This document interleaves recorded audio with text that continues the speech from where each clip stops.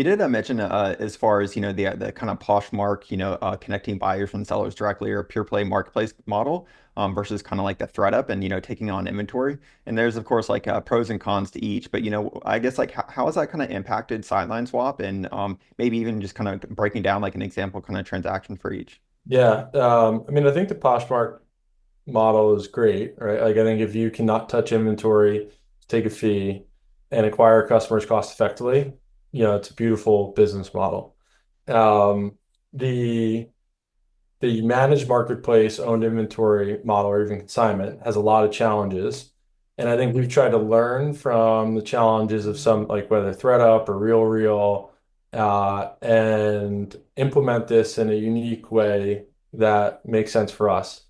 I'm not going to give away all of our secrets, but there's a few things I think we do well that I'll talk about. We screen inventory up front, right? So we don't ship junk. We don't ship things that's not going to sell. I think there's a lot of operational challenges with the clean out kit. People throw up a lot of, probably, I don't know what percent, but a high percent of stuff that ends up in those clean out bags at ThreadUp are things that aren't going to sell. And so they ship things and then have to deal with processing things that aren't going to sell. We screen all that stuff up front. If it's not eligible for trade-in, it's eligible for donation or being recycled responsibly, but we don't take it. And so we're only touching things we have high confidence are going to sell. Our sell-through rates speak to that. And then, there's a couple other things, how we do payments and how we do our pricing on top of our secondary market data and how frequently that's updated. That allows us to, again, make sure we're only buying inventory that we have confidence is going to sell.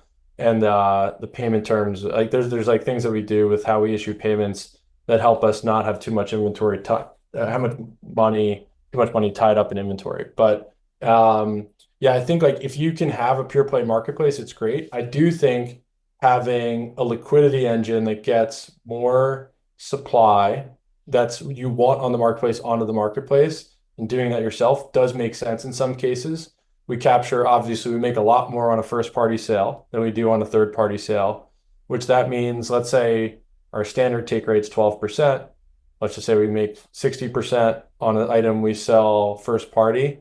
As the share of first party sales increases, our blended take rate increases, which then allows us to compete more aggressively in performance marketing channels to drive more traffic, which then can get more sellers onto the marketplace and gets more inventory on. So again, it's like trade-in is in service of the marketplace. The end goal is to have the largest and a very large marketplace for sports, and these are all means to an end.